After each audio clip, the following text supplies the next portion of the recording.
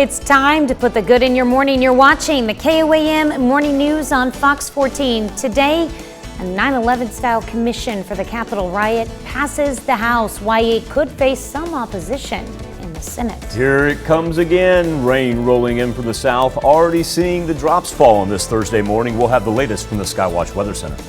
And a look at the significance of National Poppy Day and how it represents the nation's fallen heroes. The KOAM Morning News on Fox 14 starts now.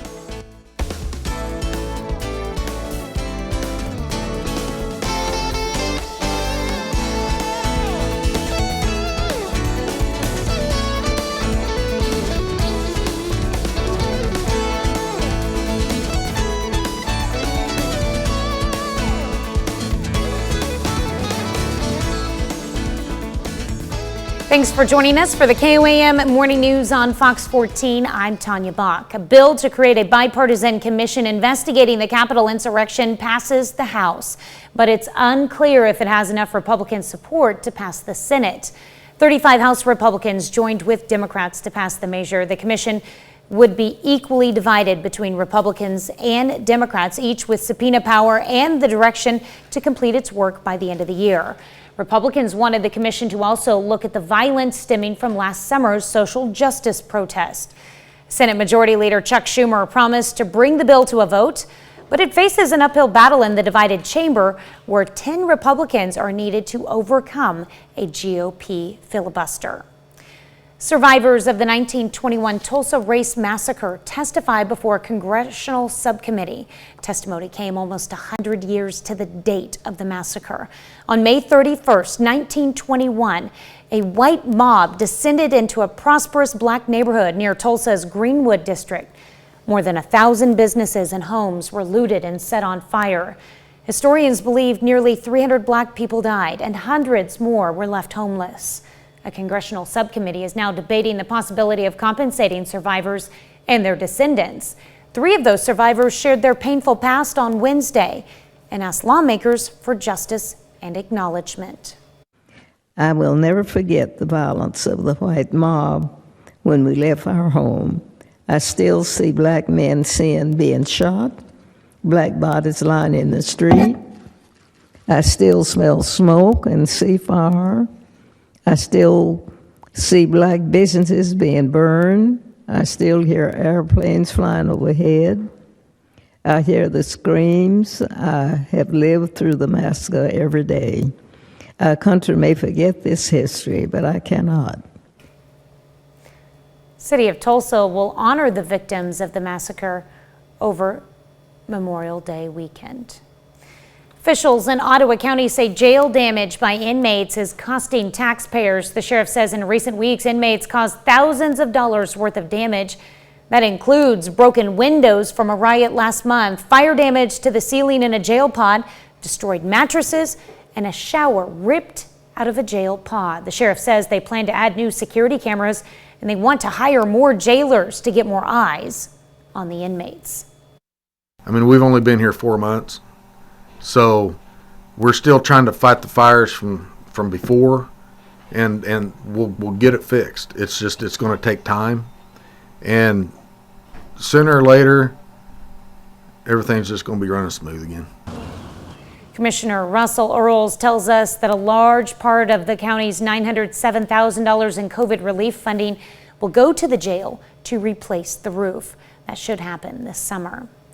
Grand River Dam Authority police released the name of a man whose body was found in Elk River on Sunday. Authorities say the body is that of 39-year-old Ryan Tudor of Grove. On Sunday, Tudor's body was recovered from the river near Oklahoma and Missouri state line. Police have not released further details. Water rushes out of an Osage County, Oklahoma lake following a breach of the dam. The breach is at the dam on Lake Waxahoma near the town of Barnsdall. Area got heavy rain over several days this week. Crews are working on repairing the leak, and officials say there is no imminent danger of a full collapse of the dam. Well, Kansas Governor Laura Kelly signs a law making cocktails to go permanent. The law will allow to-go beer and alcoholic drinks from clubs, bars, and restaurants until 11 p.m. as long as the drinks are in sealed containers and clear bags that discourage tampering. The new law takes effect later this month. Pittsburgh State announces it is rescinding the face mask mandate at the campus for fully vaccinated people. Unvaccinated or partially vaccinated people are still encouraged to wear masks. University is also further relaxing occupancy limits in facilities and asking employees to return to on-campus work by June 13th. Joplin Parks and Rec says it will not return to full normal pool operations this summer, but not because of COVID-19. It's because of lifeguard staffing issues. Officials say the Schifferdecker Aquatic Center will be the only pool open to the public starting May 29th. Ewart and Cunningham Aquatic Centers will be open only to host certain programs. The department says they have fewer than half of the 90 lifeguards that would be needed to fully open all 3 pools. Well, the school year is coming to an end, but there are a few important things left on the agenda, like thanking first responders.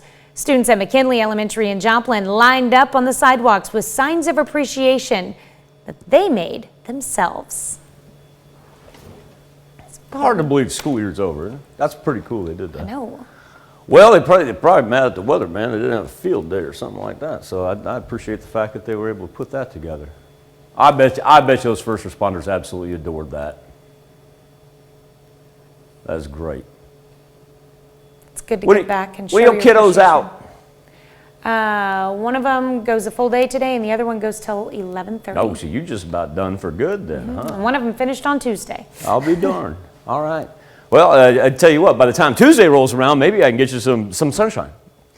Just not the case on this Thursday morning. Live look outside of Television City, where once again, it'll be all eyes to the south. This is going to be almost a repeat of what we had yesterday. While the rain has kind of stayed down in the southern portion of the 4 states, we're now seeing it filter a little bit into the north and central part of southeast Kansas, right along Highway 400. Parsons, Dr. Wayne Gilmore let me know 2.8 inches of rain from yesterday alone, and now picking up some on a Thursday, and so it comes as really no surprise. It's unfortunate, but it's no surprise that Allen, Neosho, Labette County, all in the midst of a flood watch until later tonight.